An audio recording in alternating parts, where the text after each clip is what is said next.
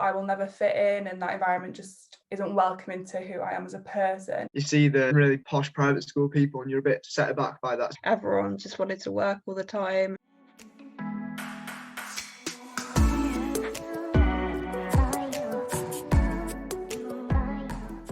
For me, Oxford wasn't something I'd thought about up until I think mid-year 12, late year 12, because I fell victim to the myth that why bother trying if I'm going to set myself up to fail. But I went to an Oxford Open Day and then I attended some events and my school were very good with support, and I realised it's a lot more accessible than people understand, and I thought I'd give it a go, and well, I'm here.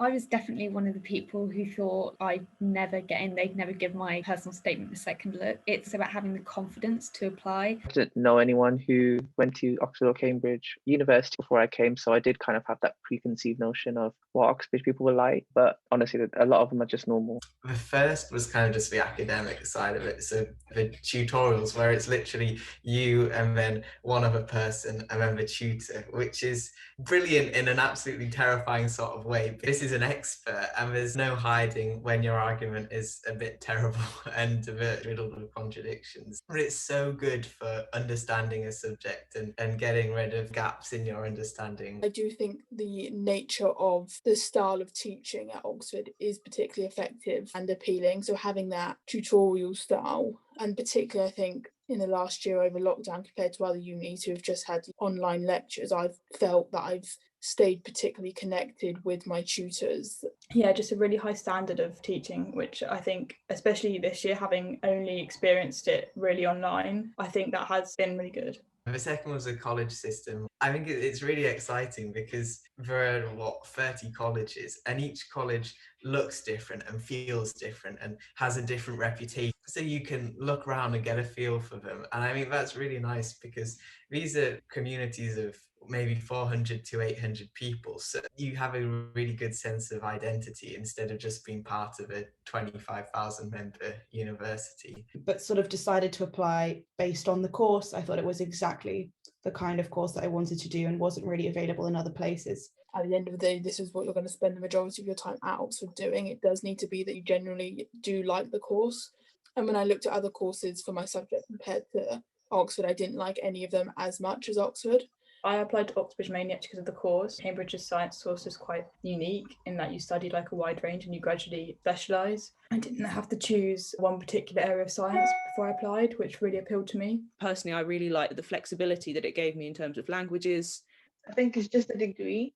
I did just test. It's kind of a very mixed course with any different subjects in it, which Cambridge offers. I liked it more than any other degrees in any other unis. And also, I think Oxford is a really nice city. The ranking of the university and how helpful it is for future as well.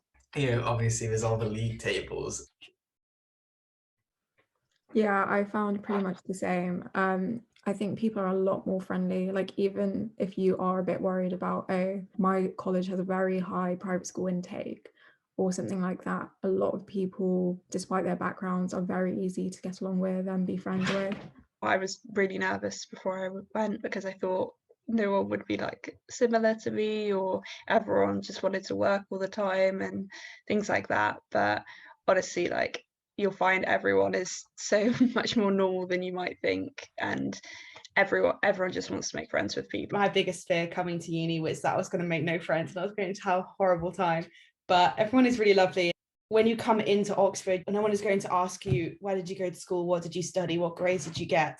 What do your parents do? Like, those aren't questions. People care more about sort of who you are and your personality. If you want to socialise with someone, then socialise with them. It doesn't matter whether you come from a private school or a public school or didn't even go to school. The best thing about university is that there's so many more people for you to find your crowd, whether that's in your college, maybe that's in your subject, or at a society. So there's definitely people there for you. For me, particularly coming from West Yorkshire, a very small town as well, and being the only person who applied to Oxford or Cambridge in my year, it was very daunting, and it is a complete move to a different world. But honestly, as soon as you get there, you just all of a sudden find your group of people, And as well, it kind of helps because of how intense Cambridge and Oxford are academically. Because you're so just thrown into the work, you're then kind of forced to communicate with different people, speak to different people about the subject, you know, even sort of like your supervision or tutorial partners, you know, all of a sudden sort of like walking to and from supervisions there, a friendship might spark there. Another great thing is there's lots of societies for people from minority backgrounds. There's a Northern Society, a Scottish Society, Welsh Society, Afro-Caribbean Society, Bangladeshi Society. Like, if you think you won't fit in because of where you're from or anything like that, there are absolutely other people like you already at Oxford and Cambridge. When I think about what people would associate with the Oxbridge type and the people I met at Oxford, I think I've met one person who